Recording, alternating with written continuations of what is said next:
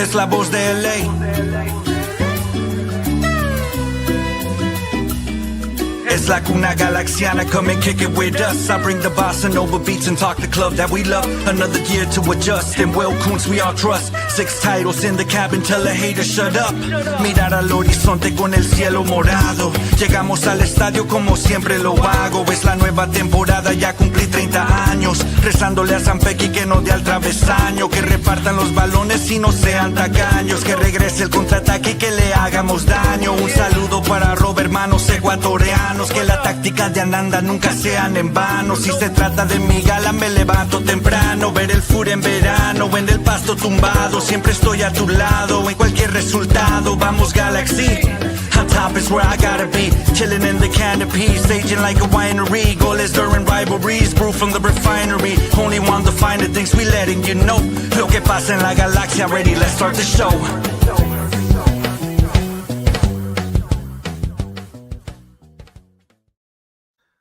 Hello, hola, and buenas, and welcome back to another episode of La Cuna Galaxiana, a podcast always made with love for all you LA Galaxy fans out there, wherever you may be, all you MLS fans as well. You're welcome here too. We hope to bring you the best of the Galaxy and MLS. And of course, you know what? Today we'll cover a wild week in Galaxylandia, and the Galaxy they didn't even play. We'll take you through our usual match preview as the Galaxy will travel to take on St. Louis City on Saturday, June 14th, in an effort to keep the wins coming and get their second 3 points against the team directly above them in the standings. We'll look at how the Galaxy stand going into this game, who could be the player to put LA on his shoulders, and what the Galaxy needs to do defensively to grab another crucial victory. We'll also bring you an update on the Galaxy's response, or lack thereof, to continuing developments regarding the Los Angeles Ice raids and occupation. Plus, the Club World Cup and the Gold Cup are set to kick off this weekend. All that and more coming up on another episode tonight of La Cuna Galaxiana. And, of course, I'm one of your co-hosts, Rob Jalon. You can always find me online at El Escudero de LA. And you can also find my written work at the Sporting Tribune and Extra Time Talk. And my co-host, as usual, el papá de Natita, el yerno guapo, el gitano perdido, Anandita Kirana. Papito, no se te hace extraño? Isn't it a little bit weird to be here kind of like talking about soccer, you know, with everything going on, man? I mean, it's just nuts. I mean, yeah, it's a little strange. I think I owe it to the boys from the Corner of the Galaxy, who I was just listened to just a second ago. They likened it to how it was in sort of June, July-ish of 2020, Rob. And we know at that point, not only were we going through a pandemic, but there was a lot of social unrest out there in the universe. And it kind of, I mean, of course we weren't, I mean, you were covering the team from a journalistic side. We hadn't started this pod yet, but I would assume that it would feel at that moment, if we were covering it, it's just, there's a lot of things going outside of the pitch, unfortunately, at the moment. And it's really like, it's hard to sort of talk about the beautiful game in that context, right? Because it's affecting everything, even on the pitch, but especially off the pitch as well. So, but I guess the way I look at it is, you know, at least myself, I don't want to speak for you, but like, I feel like we still have a duty to, you know, report. We still have a duty to cover this team, which we'll try to keep it between the lines, but it's really hard, right? It's with everything else that's going on there. But of course, we will do our best, and you know, we do this as a public service for you guys. So, like I said, Rob and I could just have wings and just talk like soccer and like Handmaid's Tale and politics all day, but you know, we try to share that with you guys. So there you go. Yeah, no, for sure. I mean, I was on the Soccer and 60 podcast yesterday, man. Shout out to that crew. And you know, we were talking about how, although, you know, there are big things going on in the world right now, these are kind of like the moments where we can come together and take comfort in community.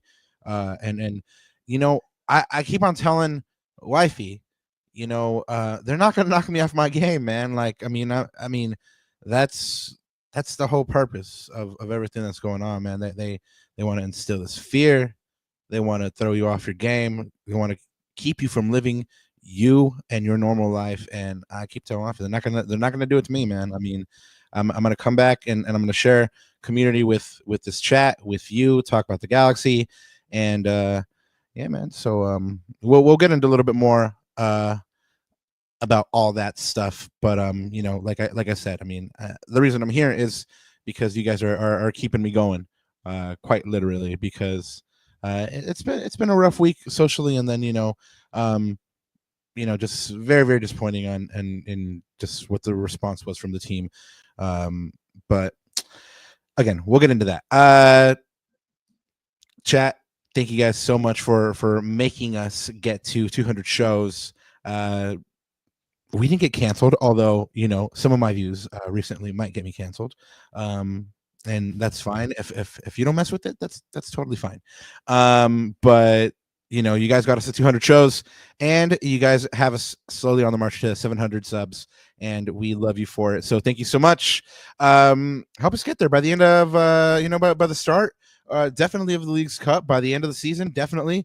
If you sub, you find out about awesome guests. Like recently show 200, we had Pato, Josh Guessman, aka the Podfather. That was fun. That was fun. Galaxy Tinder was fun. It was a great time, man. I hope to bring Galaxy Tinder back with other people. It was definitely on fun. And Josh made a clean sweep of that Greg or Taylor segment. I mean, the man knows his Taylor.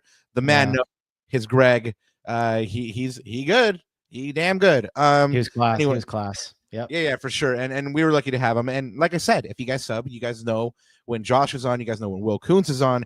You guys know when the Stash is on. You guys know when Sophie's on.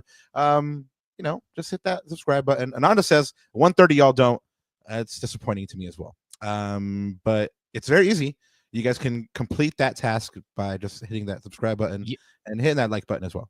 And you know what else? You know what else they could know about too, Rob, if they subscribe to this channel is en capítulo especial. Oh, by yours truly. Oh, mine truly, Sanabria and Nascimento. Yeah, you like the Star Wars Night reference there with the caption. A New Hope, but this is really it, right, guys? So guys, we're actually, Alex and I just recorded the video. We're gonna drop that tomorrow morning. Again, hopefully just something to take your minds off a little bit of everything that's going on. Hopefully it's a good sort of moment to yourself, and if you're a tactics nerd like Alex and I, you're gonna really enjoy this. We kind of go into a little bit of basically what there is left to watch for the rest of the season for the LA Galaxy, right? Because I think a lot of people's hope is all lost in the season, just about. But we sort of argue if there is going to be a light at the end of the tunnel, and what are those factors? You see these two gentlemen here on your screen, los dos chavales. They're definitely going to be a big part of that. So watch out for that, guys. Dropping tomorrow morning, and yeah, hope you guys enjoy it. I know I will definitely be tuning in. Guys, we were supposed to have our good friend, amigo, Michele Giannone on with us tonight. He couldn't make it. He's out there covering all these matches, and so he sends his apologies. But we hope to have him on soon. But the reason I want to have him on is, last time I spoke with them in that special episode, Ananda, he was kind of talking about already, like he didn't think the Galaxy were going to make the playoffs. So now, with that in mind, I definitely want to pick his brain on what he sees from this Galaxy team. These players, and how what the modus operandi should be going forward, and then if 2026 is set up for success. But anyway, we'll get into that. If y'all have something to say, if you guys have a question, something you have your chest, hit up that super chat. We're trying to get 6, and you know what it's about. 6 for those 6 titles, and Nanda said episode 6 dropping tomorrow. Los Galacticos, and yeah, man. I mean, I guess we already kind of touched on it, so I guess we might as well get into it. I mentioned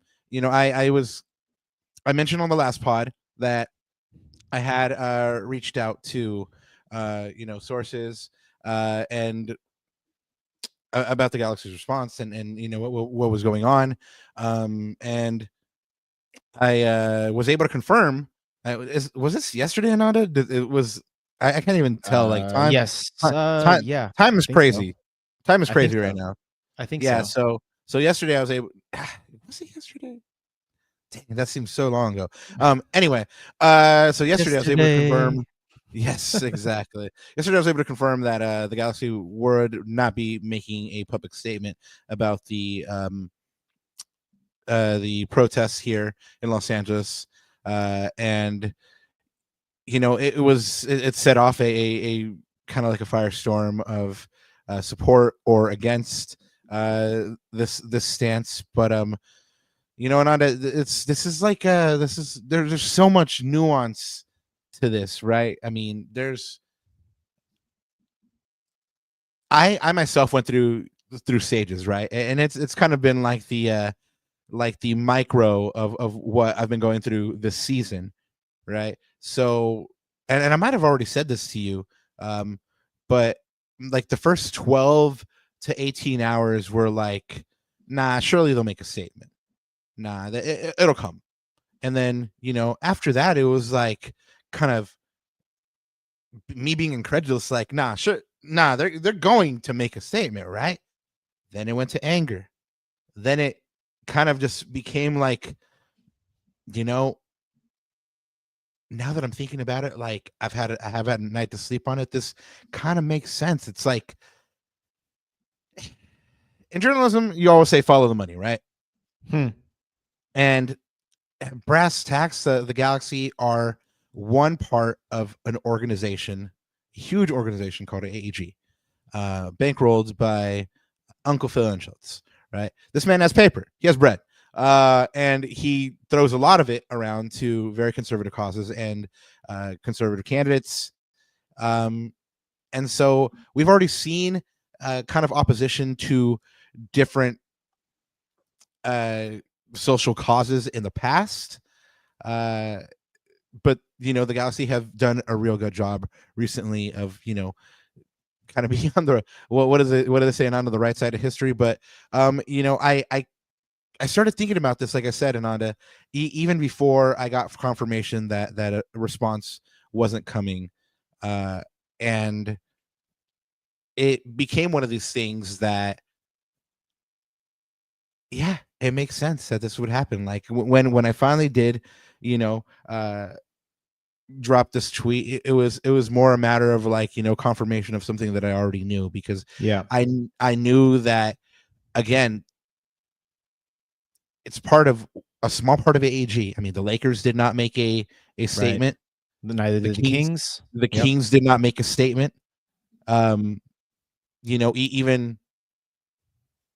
other teams. I mean, the Dodgers have not made a statement. And so again, I may get canceled for this one as well, but LAFC and their supporters knocked it out of the park. I mean, very proud of those Angelinos over there. And I'm very proud of the Angelinos that we featured on the last show, that support the Galaxy, that are doing their thing for social justice as well, and showing out as well.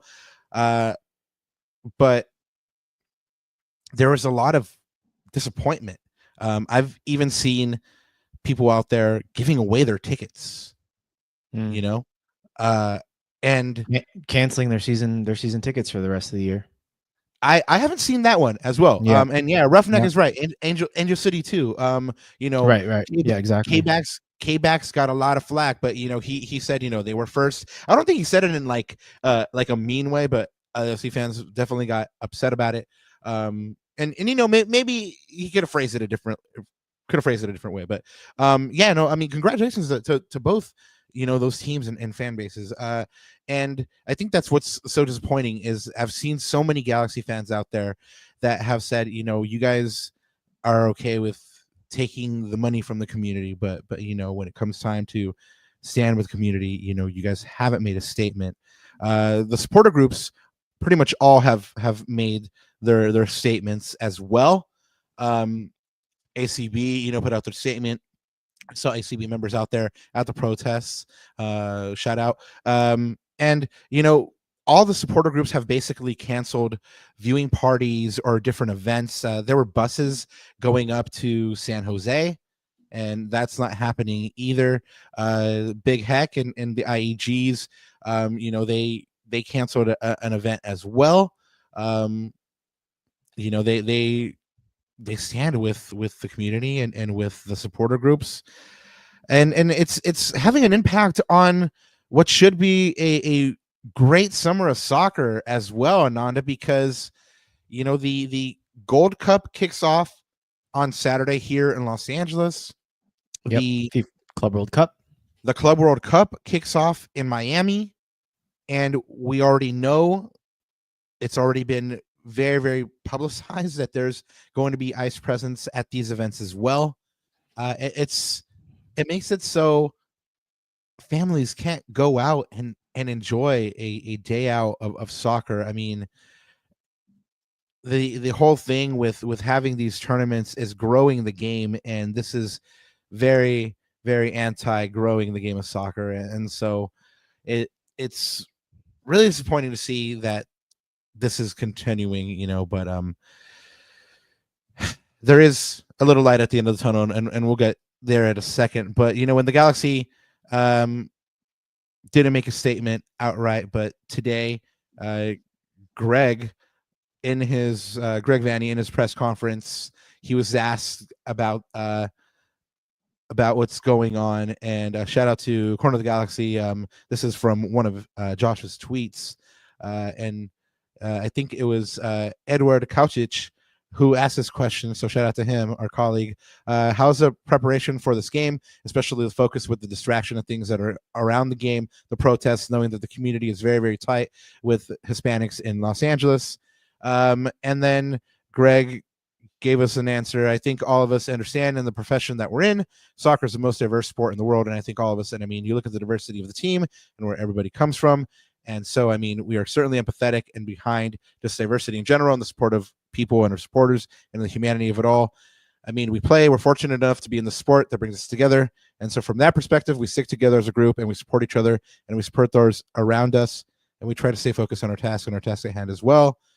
We just go out and perform and win games and bring joy to our fan base. And you guys can read the rest of it on the graphic there. But this was what Greg had to say in the press conference. And then the team basically put a quote out from Greg's statement as, I guess, a quasi statement. This is the most we've heard from them at the time. And I do want to call out that in my original tweet, I said that they're choosing to focus on, donating to nonprofit causes and supporting nonprofit causes and ensuring the safety and well-being of their working staff. And, one of the tweets I saw was like, cool, just say you're doing that, like we're helping out, these different nonprofits at the moment. Like people have said, a statement is a non-statement is a statement. Well, there are ways to say things without saying things as well. Like it's, again, there is a way for the Galaxy to show their support, I think, and this is what they come up with. But well, and it's kind of weird too, Rob, just given the track record, right, of the Galaxy. Typically, historically, they've been pretty vocal and in terms of social issues. You think about, again, during those times in COVID, what was that? The wife of the Galaxy ex-Galaxy player, was it Katai? Right? They made a quick statement on that. Things like that, right? I feel like they traditionally have been pretty quick on things. Yeah. So I think this comes as a little bit of a surprise. It's like part of me wants to be like, okay, like I said at the beginning, at the top of this segment, like I understand that in a certain respect, the team has their hands tied, and somebody that I messaged with about the Galaxy was like, well, they trotted out Greg again to make a statement, and credit to Greg. I mean, because he people kind of unfair. People bash on this guy all the time, but I mean, he's always willing to go out there and speak, and he's transparent. And so I appreciate that. Shout out to Greg Vanny. I appreciate that from you, sir. But anyway, that's kind of the latest. I put on that original tweet that there was, no statement and no statement likely to be forthcoming. So it is what it is. Like I said, there's people that are for it. There's people that are against it. I'm not going to tell you what to do. You guys already know how I feel. I mean, you guys can infer it from, my socials and stuff like that. So, again, if you mess with it, cool. If you don't, cool too. But there is, like I said, Ananda, light at the end of the tunnel. A federal judge just ruled that the current administration in the White House broke the law and taking control of the National Guard and needs to return them to the governor of the state effective tomorrow at which would be Friday at noon. So we'll try to keep you guys up on developments. We know this is a soccer podcast, but like we mentioned, this also involves soccer. I mean, the presence of these forces on the ground make it so it's not safe to go catch. What would I mean? I was supposed to go cover PSG versus Atleti on Sunday. Right. I know exactly. Well, I was just going to say too, like for everyone listening, I think the most important thing right now, Rob, is just for everyone listening to take care of yourselves, to stay safe, to take care of your families, keep them safe, keep your loved ones safe. I think that's the most important out of all this. Like that's the only thing that I could offer or add, right? Like I don't, like I told you before, like I'm not someone that gets too much on a soapbox or anything like that. All I can offer is just sympathy, compassion, and empathy, right, to everyone that's going through something at the moment. I think that's the most heartbreaking thing, man. Like the more I think about this is like, this is like the eyes. This is like the Snatchers of Harry Potter. Like this is that, right? So the Snatchers indeed, bro. The Snatchers indeed. Well, and the eyes, right? I just finished all of Handmaid's Tale, so it's like fresh in my mind, and that's probably not the best series for you guys to watch at the moment because that is intense. But again, it's I think all I can say is just everyone stay safe, keep your family safe, and yeah, I empathize, and I'm just. My heart breaks for everyone that's going through something at the moment that's affected by this. So that's all I can offer. Hey, all I know is that my immigrant dad took me out to see the Galaxy for the first time, and I'm damn proud of that fact. Just like a lot in this community, man. Just like a lot in this community. I mean, if your immigrant pop or mom took you out to see the Galaxy for the first time, go and hug that person. They were trying to show you some love. We have a super chat from Raul G. Gives us our first super chat of the day. He says, "Thanks, boys. Just wanted to say I am dissatisfied with my club. I am very proud of my supporter group and other fans that are standing up against hate. Aquí estamos y no nos vamos." That's right. Raza no se raja. And resist. So we're gonna go on to some football now. Again, guys. I mean, we'll update you on developments as much as we can. It was as much as pertains to football. If you guys want to talk a little bit more about that issue, you guys can hit us up privately, and Ananda knows that I can talk about this all day. So but we're going to talk about some soccer. I mean, as much as I don't want to talk about this terrible loss, Ananda, another really bad performance by the U.S. men's national team, right? Man, another dark note on the country right now. It's on the pitch. That's 4, Papa. So who they trying to be? Who are they trying to be, man? I don't know. I mean, this team is, man. This team has a lot of work to do, and what a way to send this team off to the Gold Cup, Papa. That's like, I don't know. Poch has a lot on his hands. I mean, I was so surprised that there's a lot of changes. I think obviously he was trying to see something, trying to uncover something with his team. Maybe it was a signal or a message to the other players he uncovered 4 goals for Suiza. So man, just not a good look. And then of course, like all the aftermath around this, right? Like the whole Pulisic and Donovan thing is still going on, and now like everyone's piling in on that and blah blah blah blah. But what's interesting is I've been watching that Pulisic documentary on Paramount, so it's kind of interesting, just like because you wanna see all perspectives, right? And then you make your own decision. you make your own judgment. So, anyways, not a good look though for the USMNT. Yeah, I mean the World Cup's a year away, Papa. I mean, and like Gold Cup's in 3 days.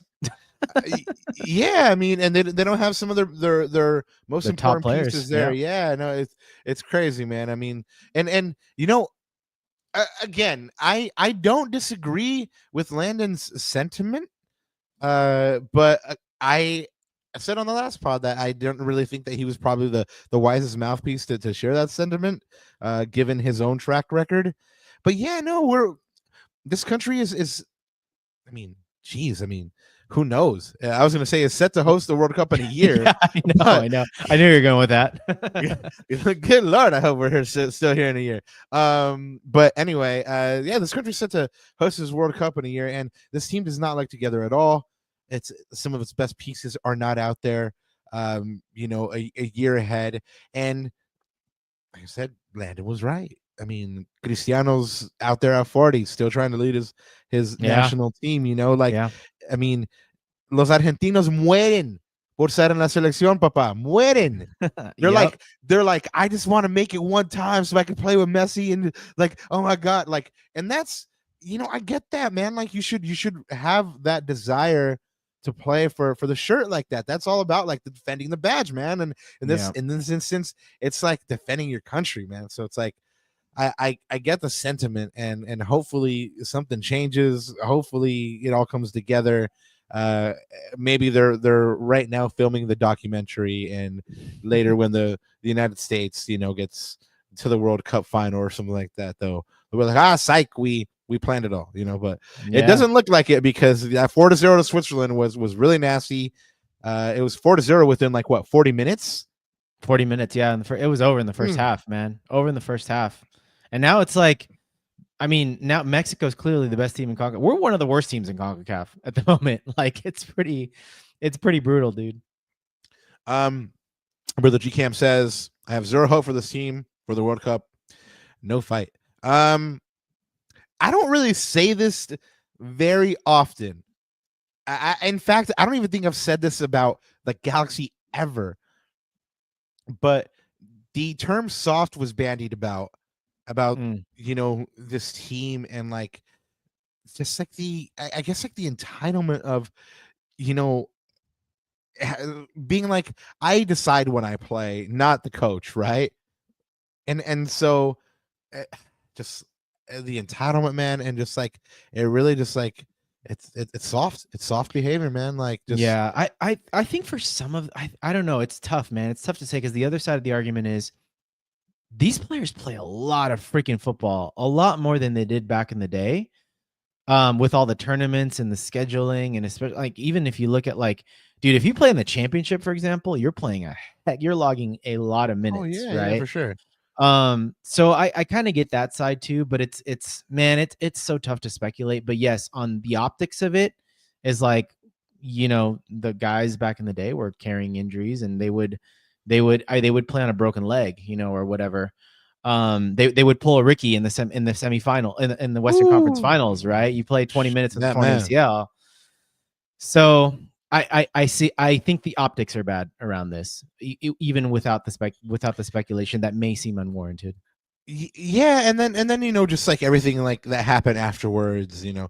I mean, Christian Pulisic went on a podcast, you know, himself recently, and his dad. Like, oh my God, it was funny because he was criticizing somebody being, you know, like not owning up to their obligations and being kind of, you know, and I guess in his view lazy, but then he chat GPT'd, you know, his response, you know. So it's like, right on. I see your hustle, man. But anyway, there's a lot to handle for this U.S. men's national team. They start the Gold Cup against Trinidad and Tobago at PayPal Park in San Jose on Sunday, June 15th. I had some friends hitting me up today. They're like, should we bet against the men's national team? I'm like, man, I'm not going to tell you what to do, but you know, this is a Trinidad and Tobago team that, you know, can get at this U.S. men's national team. I mean, they've beaten them before. So let's see what happens on Sunday. Good luck as well. We mentioned that there's a Club World Cup as well. Good luck to the 3 MLS teams that are participating. I mean, I don't know that any Galaxy fans are going to be watching any of these games, but the schedules are out there. And like I mentioned, I'll be watching that Paris Saint-Germain versus the Atleti game at the Rose Bowl on Sunday. If you're there, come and say hi. Drop me a line and we'll meet up. But Ananda, is there any game in particular you're looking forward to from this Club World Cup? Well, I mean that PSG Atleti, that one should be a banger, right? That one's a banger. But it'll be interesting to see how Seattle Sounders as an MLS team fare against the most recent UEFA Champions League winners, right? Against PSG. I mean, that's gonna be a really interesting test to see like what an MLS team can do up against the reigning European champs. So I think that's the most interesting one to me. LAFC Chelsea should have some fireworks in there as well. I saw Chelsea's squad that they're bringing over, Papa. Man, it's a stacked squad. They're bringing everyone, even their new signing, Liam Delap, who they just signed, is starting number 9. So, or probably a rotation number 9. But yeah, strong Chelsea squad that they're bringing over. Man, I'm bummed out, right? Because as you know, I'm going to be. Yeah, I mean, Ramizes just said it, man. I was about to call out this match. Yeah, River Plate versus I forgot Monterrey. about this one. Battle of the Kings in the parking lot. This is going to be a match, son. Like that is going to be a cracker of a match. Like I was just about to say, like I'm bummed. I'm gonna miss it. I won't be here. And it just I'm suffering because I was telling baby girl like if there's one match that I want to see, it's at River Plate versus Monterrey, and I'm not going to be able to catch it. I mean, it's going down at the Rose Bowl, and just it's going to be such a good game. I encourage you all, if you have a chance to go out to this game. Last time I checked, tickets were like $25. It will be well worth it. Both teams have good players, and both fan bases get up. So go ahead and check that one out. But that's pretty much it on the Club World Cup. VCFC, they just pulled off another victory, a 5-goal thriller, all 5 goals before halftime after they beat the Portland Timbers to 3-2. The result leaves them in first place in the standings after 13 games. They're on 26 points with an 8-4-1 record. It's good to see, it's kind of like the complete opposite of where the Galaxy are on the table. I'm like, why are we watching Galaxy, Bob? We should be watching VCFC at the Willie Roll. At least they're watching good soccer, winning soccer. Yeah, no, I mean, first place. I mean, right on to them. Good on them. Doesn't lie. Yep. Their next match is against Minnesota United 2 on Sunday, June 15th, away at 5 p.m. Good luck to those lads. And now I suppose we go into some LA Galaxy talk, Nanda.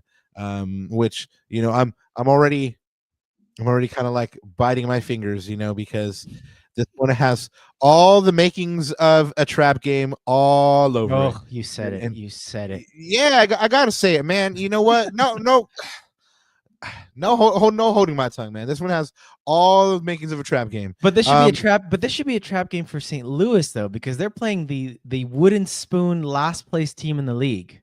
No, right? We'll go into why. But the Galaxy in the standings, as we just mentioned, VCFC in first, the Galaxy in dead last in the league. After 17 matches, the Galaxy holds a 1-12-4 record, 15 goals for, 36 goals against, for a negative 21 goal differential.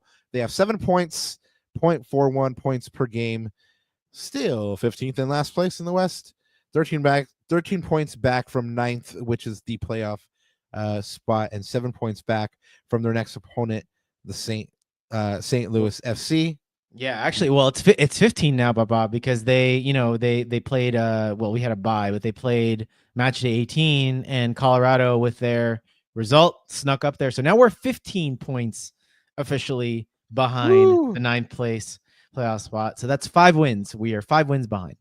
It just got even harder, y'all. St. Louis, as I mentioned, is just directly above the Galaxy in the standings. After 17 matches played, they have a 3-9-5 record, negative 9 goal differential, 14 goals for, 23 against, with 14 points, 0.82 points per game. And their last match was a 2-1 loss to Portland on the road. That was the second match since parting ways with Olaf Melberg and elevating David Critchley to be their interim head coach. But Yeah. before that, their only win in the last 14, and also in the Critchley areas when they beat San Jose 2-1 at home. Kind of like a new coach bump that didn't really last too long because, like I said, then they lost to Portland. But Klaus and Lowen were the goal scorers in that one. Lowen scored the game in injury time, and they got their first win in 14, and they're on 14 points. But obviously, it was enough to make it so Olaf Melberg, lost his job. So it's the battle of the, I was going to say a battle of the mids, but it's really the battle of the bottoms, right? It's definitely a battle of the bottoms, and I think it's the Olaf Melberg one was an interesting one. I think it was just an interesting one based off of the original appointment. I thought that was a funny one, right? You go from a guy like Bradley Carnell, super different style of play, man. They're very high octane. I mean, we played his team earlier this year, right? We know what they possess, just like super high octane, fast, play really high up the pitch. Versus the Melberg, which I don't know. I didn't really understand his system. Now, granted, the system that I didn't understand punched us in the face 3 times for our 3-0 loss at home, right? Earlier in the season. So maybe I shouldn't criticize it too much, but I think that's just more of the Galaxy's undoing in that game. Personally, we might refer to that game a little bit more later as we analyze this. But yeah, man, this is let's put it this way. This is a 6-pointer. This is one of those 6-pointers that I was talking about. I think we talked about it a little bit with Josh and with Lex over the 2-week break. They're above us. So again, 2 things have to go our way for us to climb up the standings. We need to win points, and then we need to somehow knock off points or have points. Have teams that are above us lose points. And an easy way to do that is face them head to head, right? So teams like St. Louis, other teams that we look at in the standings there: Salt Lake, Kansas City, Houston, Dallas. Colorado's the next game, man. Colorado's the next game. They're in the playoffs. San Jose is the game after that. So again, we need to do as much as we can in these head-to-head matches to knock off points from the other team and get 3 ourselves. Yeah, it's going to be tough. Again, I was asked recently, and I said it's not impossible. It's just very improbable.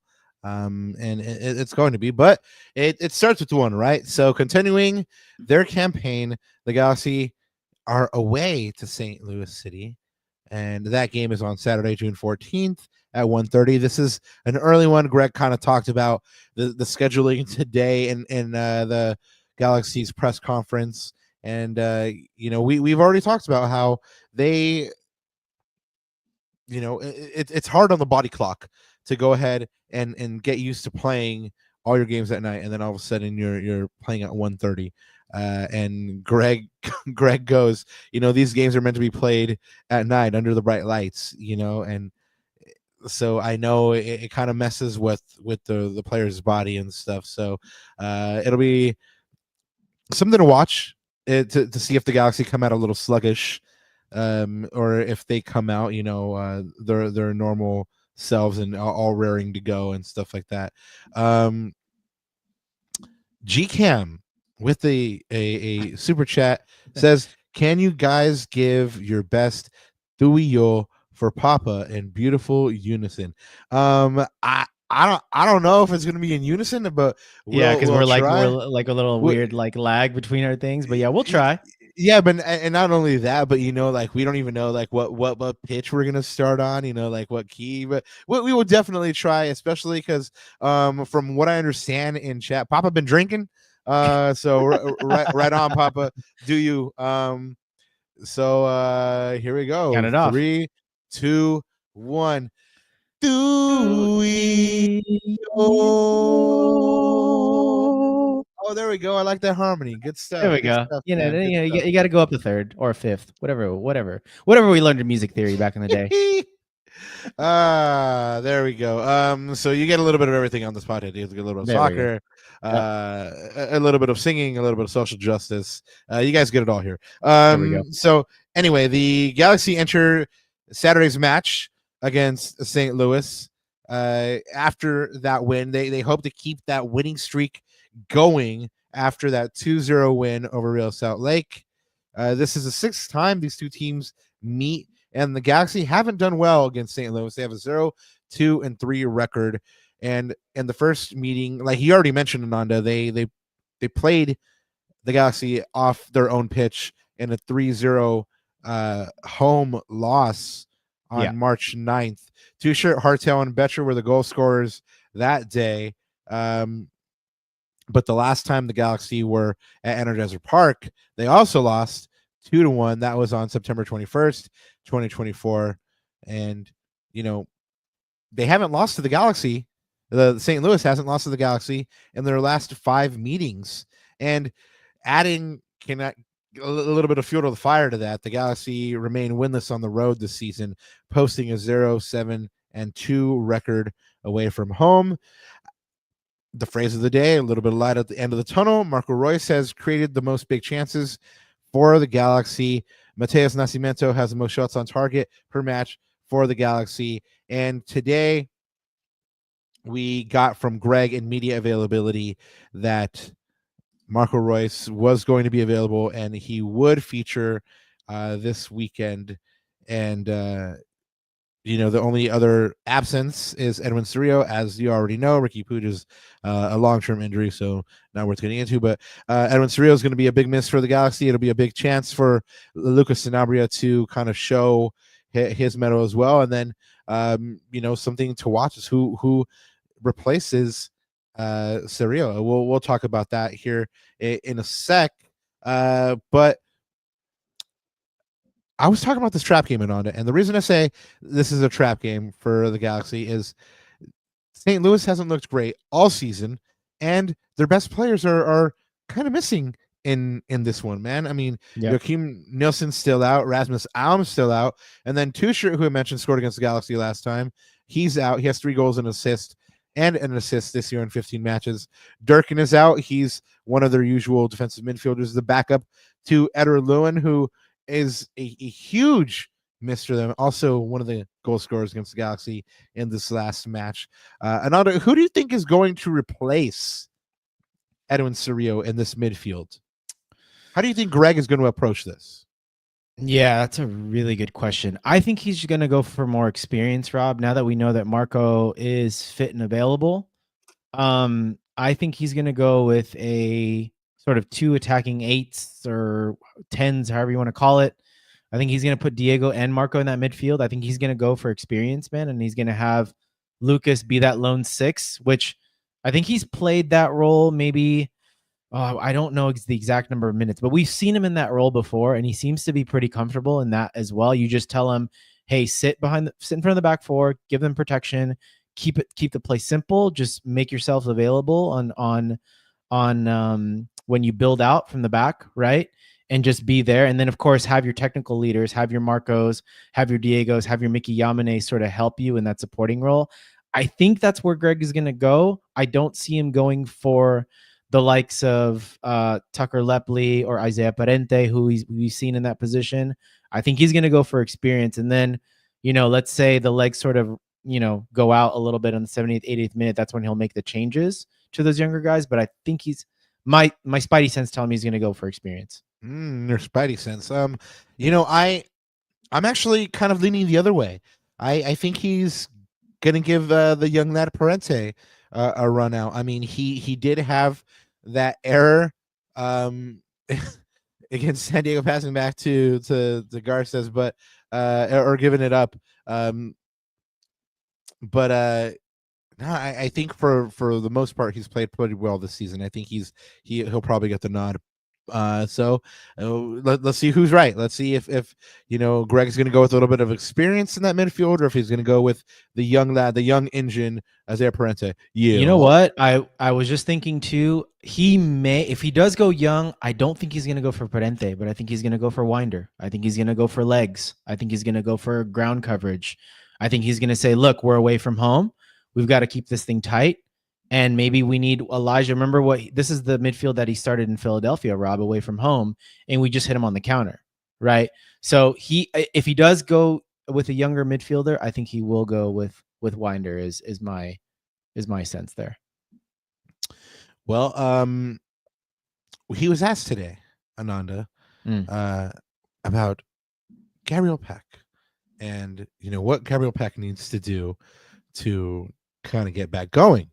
Yep. And Greg gave us kind of like an exclusive in that the team played a 11-11 versus scrimmage in over the weekend, and kind of in an effort to stay sharp. And Pecky scores twice and sets up another one, and he tells us, he tells Greg afterwards, he shouts, I'm back. And I sincerely hope that he is, because he is instrumental to the Galaxy's chances for success. He only has a goal and an assist in 14 matches played. He started all 14. The one shining light, Ananda, is that this man also last year kind of turned it on in the second half. Didn't have a very productive first half, but in the second half he went all out, went gangbusters, and so hopefully that'll happen again for Gabriel Pecky. What do you think is the main reason for his struggles, man? What do you think he's doing wrong?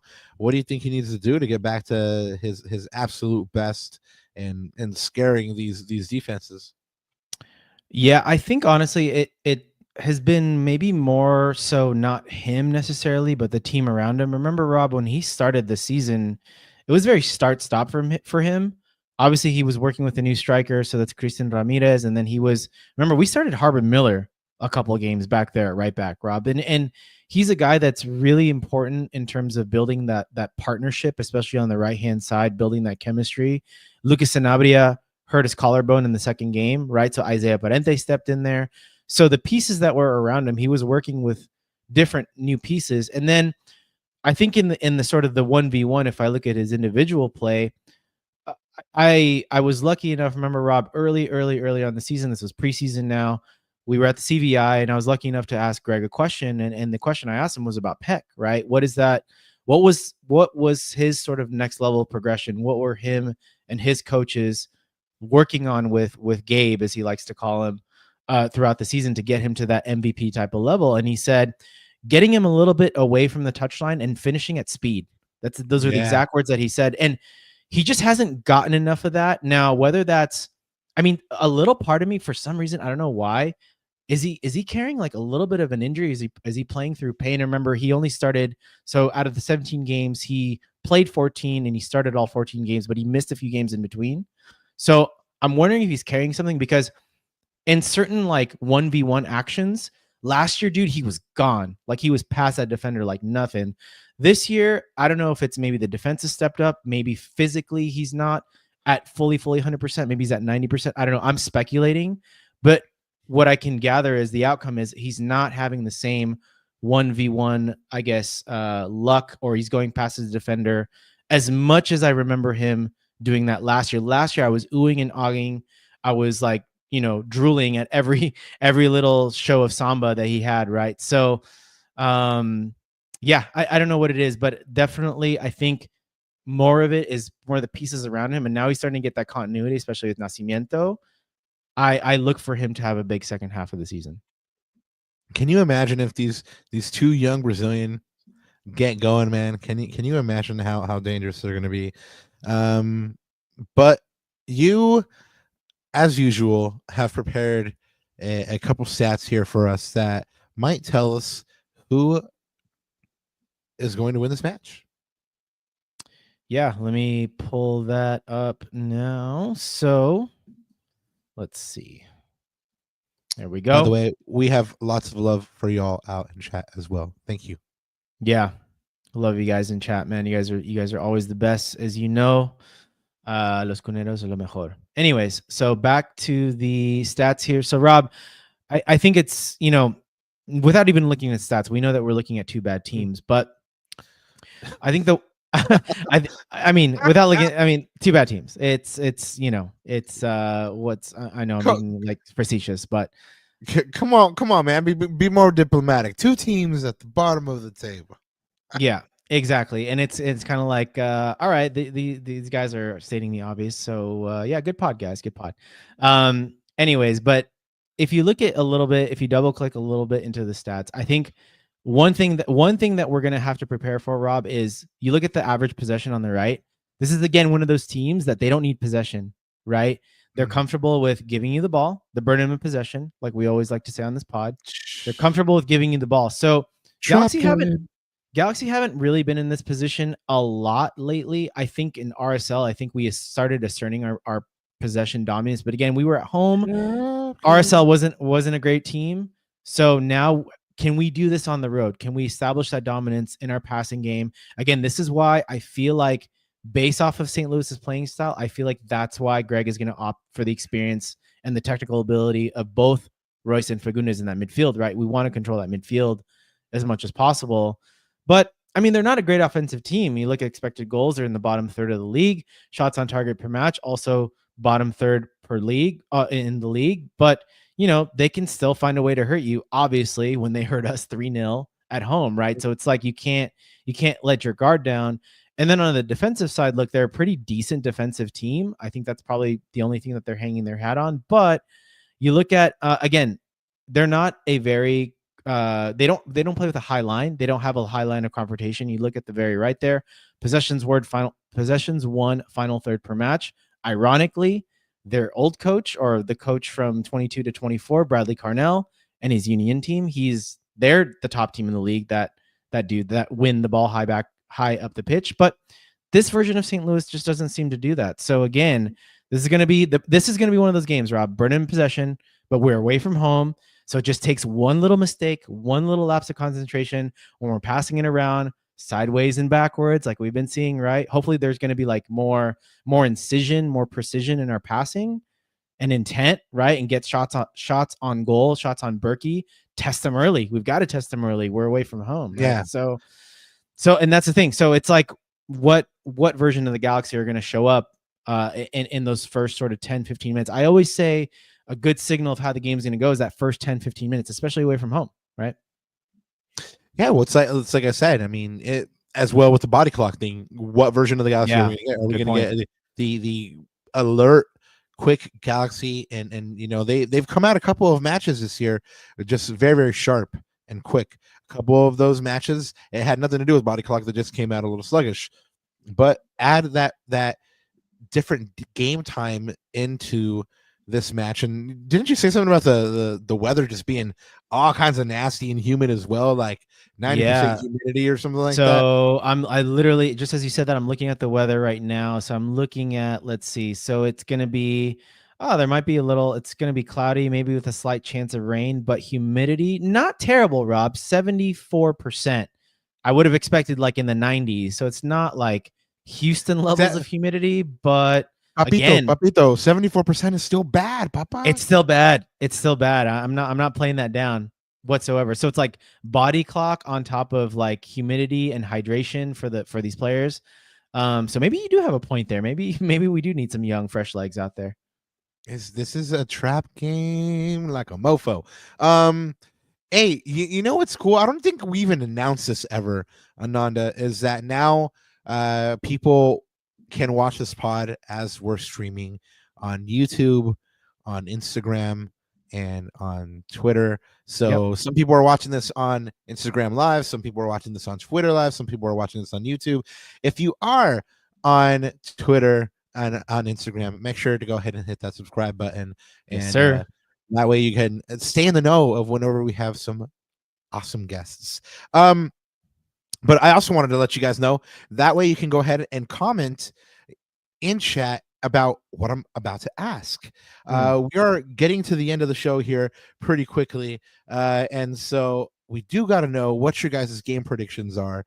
What do you think is going to happen in this match? Are the Galaxy getting that second dub in a row, or are they going right back to Lost City?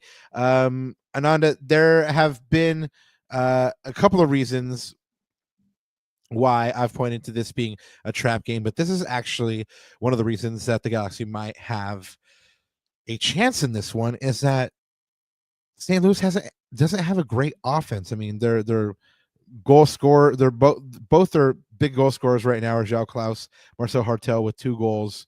Hartel scored in the last game against the Galaxy, like I mentioned earlier, but this team is also a team that no one has more than one assist. There isn't like a guy that you can point to on this team right now and say this is the guy that's going to step up and take St. Louis forward.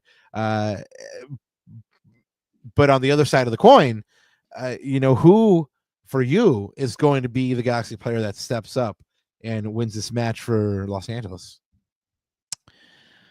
Oh man. Well, you know what? Since we just talked about him, I think he's got to be it, man. He's got to be the difference maker. That's Gabriel Peck, right?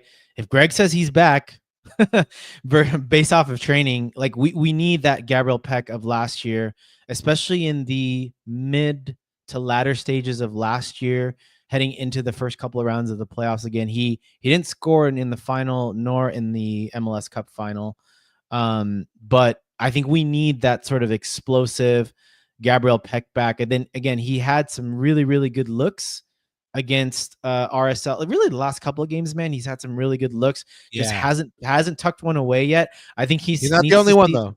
I think he needs to see the ball ripple the back of the net to give him a little bit of confidence. But man, like he really, we need our DPs, right? Josh and Corner Galaxy always talks about DP utilization and the fact that you have to have, in this league, you have to have your DPs perform at least an average to above average level, based off of, how much salary cap they take, essentially based off of their talent level. So you need these guys to perform. And so if Greg's saying that Gabby looks good in training, then show us, man. We need your goals this weekend, more than I think anything. Well, it's the time, man. I mean, you told me who you think the player is. I mean, now you got to tell me what you think the Galaxy have to do. For the Galaxy to win this match, they have to. And chat, you know what? Chat, you got to tell me as well. If you're in chat, go ahead and drop it. What the Galaxy need to do to win this match. Do you guys think they need to play a perfect defensive game? Do you guys think, like Ananda says, the DPs need to step up and just ball out? What do you think the Galaxy need to do to win this match, Ananda? Yeah, I think they need to, well, maybe two things. They definitely need to start on the front foot, and they just need to establish their dominance, especially offensively. I think the way we win this game, Rob, is offensively more than defensively, because I know what the Galaxy are defensively, which is even on their best days an average defensive team, right? I'm not going to, especially away from home. I'm not going to expect a shutout. Which probably I'm going to say this right now in my prediction. We're going to concede a goal at least. So the way that we're going to win this game is we have to execute in the final third, and we have to not only establish our possession game, because St. Louis is comfortable with conceding that possession, right? But as you have always said, I mean, you said this a lot last year, which is just execute, just be clinical in that final third, and test the goalkeeper, test Berkey. He's an amazing shot stopper. He will make good saves. Like that's just him, right? That's the type of player that he is. But we need to test him. We need to test him early, and we need to establish that dominance, man. And especially away from home, it's going to help us quiet the crowd. It's going to help us settle the nerves. We may make a defensive mistake, which again, I don't put it past this team, because at best we're an average defensive team. But last year we were able to overcome those defensive deficiencies by just being clinical on offense, and I think we have to do that. We have to reassert ourselves, and I guess I have more confidence now seeing those last couple of games, especially against RSL, given that Sanabria is more comfortable in his role. Nacimiento, I think, is now that focal point in the number 9. JP and Gabby are not only getting healthy, but they're also just, looking in more game shape or rhythm. And the insertion of Marco Royce, again, you can never deny that clinical ability in the final third, and just his poise and his veteran leadership in the final third. So, yeah, man, I think we've got to win it on the offensive in this game for the Galaxy to get 3 points. I would agree, except for the goals haven't been coming. The Galaxy have scored 1 goal. The 2-0 against RSL was their first multi-win game of the season. They haven't been scoring goals, right? So, but they have to, like you said. What you asked me for them to win, right? So they have to. If they want any chance of winning, they gotta score multiple goals here. The defense got to be tight. That's that for me. The defense got to be tight. I mean, they've had a tough time keeping other teams out. I mean, they got their first shutout last game.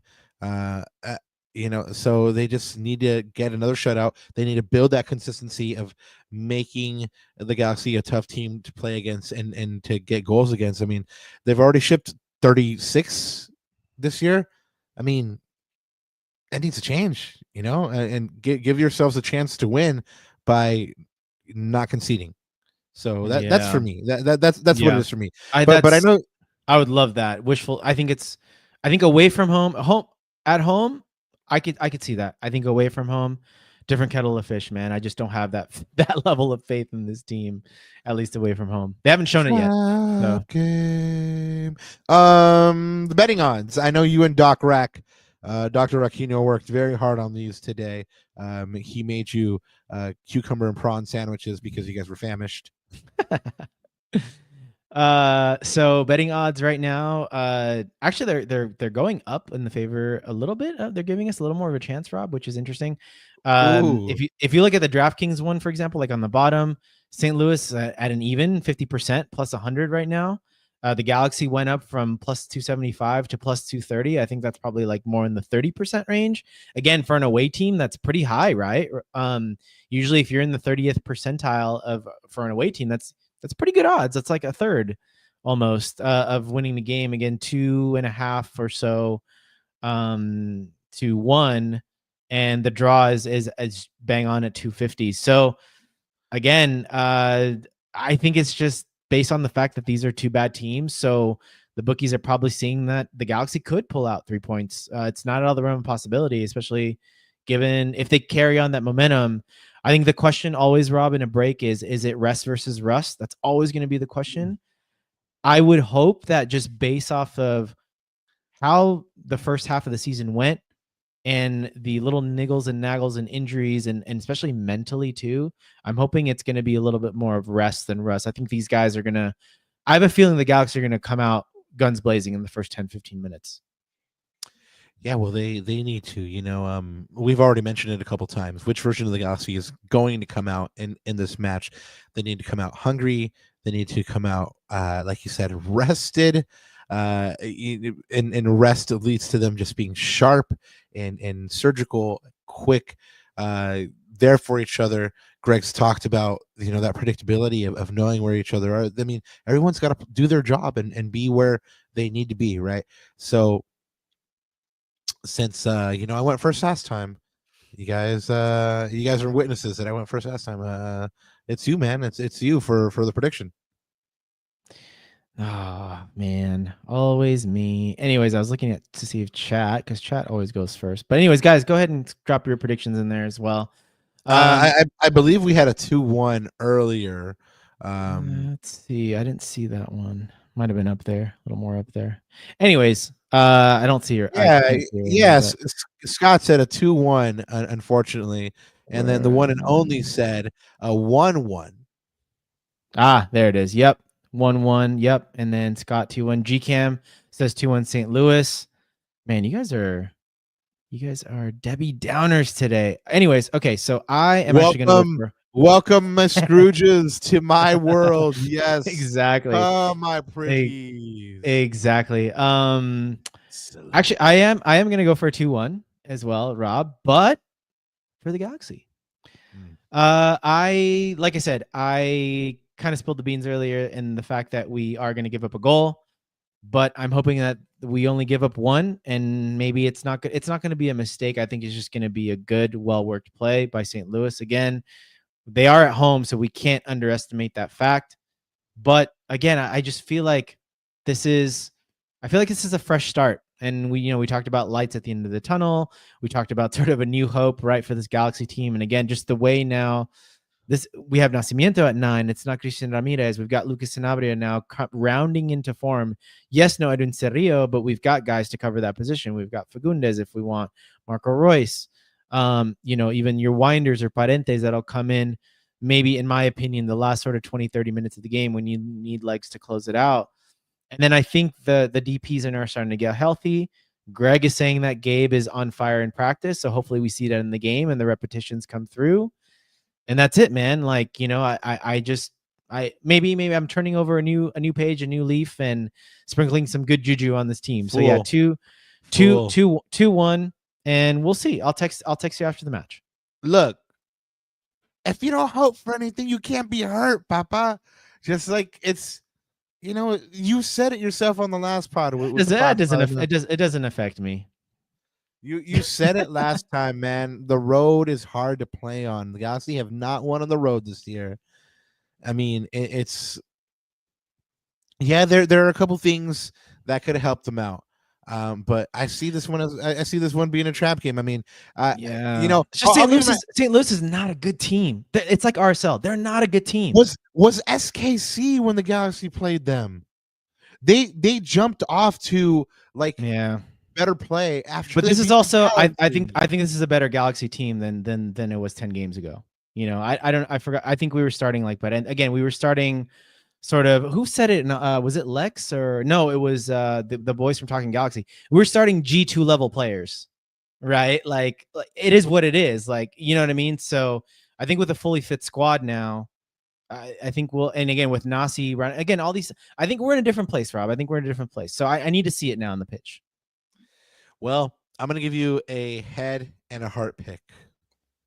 Sitting on the fence. Yeah. Hey, don't make me bring out caps on people. Not you, man. But like, don't let me down. Sitting on the fence. Yeah. That's well, we'll just leave that one there. I went off on that a lot earlier. So yeah, I'm calling this one a 1-1 tie. You know what? We really need this. This is a 6-pointer, right? We really need the 3 points. I would be disappointed in a draw. How about that? I would be disappointed. Well, prepare to be disappointed. I knew you were going to say that. I set myself up real well for that. Yeah, because I mean, again, if you don't expect anything, you can't be hurt. So just, you know, don't expect anything, and then if they win, you know, you're pleasantly YOLO, Papa, YOLO. Nah, man, Scrooge. all my Scrooges, where you at in the chat?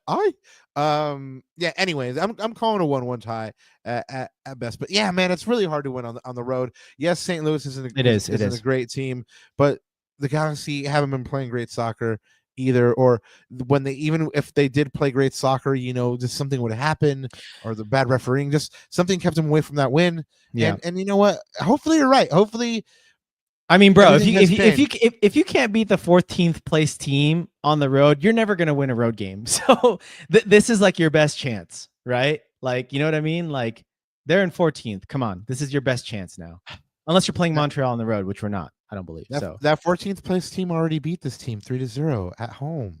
So it's like they're you talked about the burden of possession earlier. You know, this team is tailor made to hurt the Galaxy when the Galaxy loses the ball and you know gets after them and punishes them.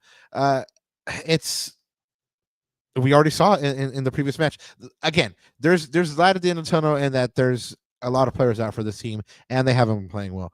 But I'm still calling that tie. I can't see on the road, you know, this team with everything that's kind of stacked against it, like the body clock thing, you know, the humidity, you know, them not having like quote unquote their strongest 11 with Cerrillo being out. You know, well, they're gonna play a good match.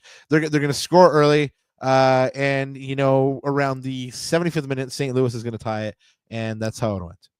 Well, as you always say, Papa, Galaxy, prove you wrong. Prove him wrong, Galaxy. Prove Rob wrong. Will I be able to? Who knows? Let's see.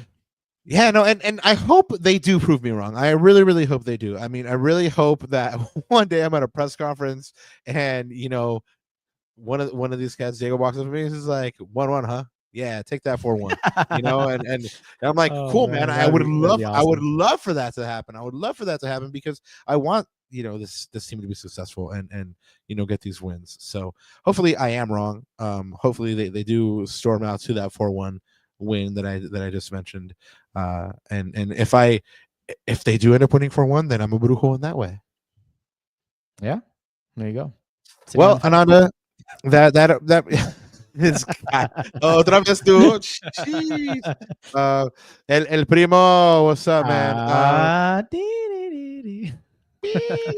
Exactly. So yeah, now me and Ananda are just playing around and having some fun. But yeah, we're gonna sort of wrap it up here.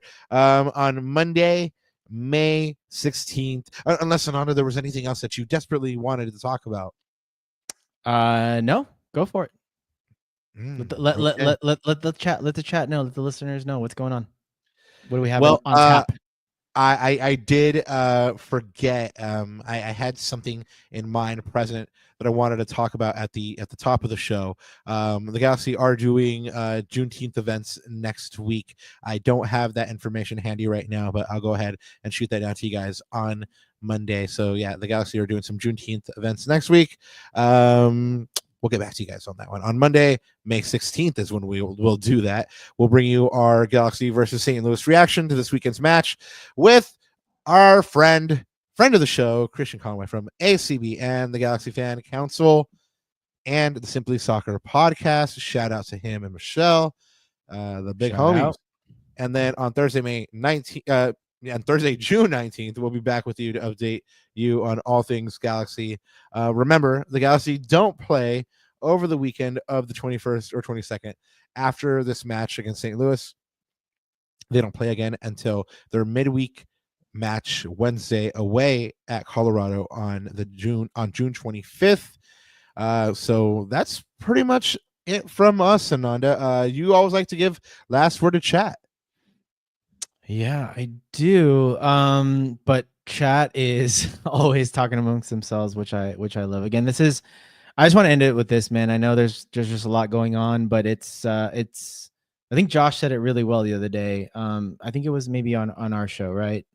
Which is in the end, it's about community, right? It's about everyone it's just about everyone supporting each other, and all you guys talking in chat and just like having fun with each other and joking with each other, etc. That's what it's all about, man. And so again, as I said earlier, just encourage everyone to stay safe, keep your family safe, keep your people safe. Just wanted to show love, man, and shout out to the best community in the world, which is the G's community. Yeah, and understand when at the end of the show, I usually sign off by saying G's up, and I want you to understand, y'all are the G's. You are what make up this G community. Every single one of you that's in chat that is out here, being kind to each other. I mean, our good friend Mike Gray was in chat earlier talking about the love and support that he got from this Galaxy community, and that's what it's all about. So when I say G's up at the end of the show, this is who it's for. It's for you.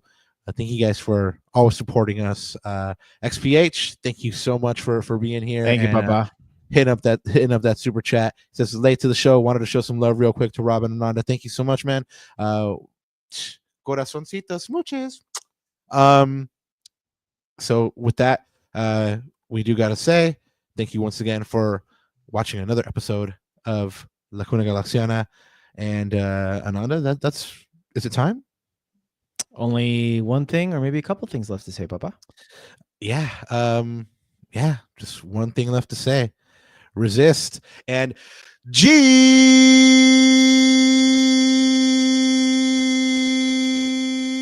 up. Shout out to my G's.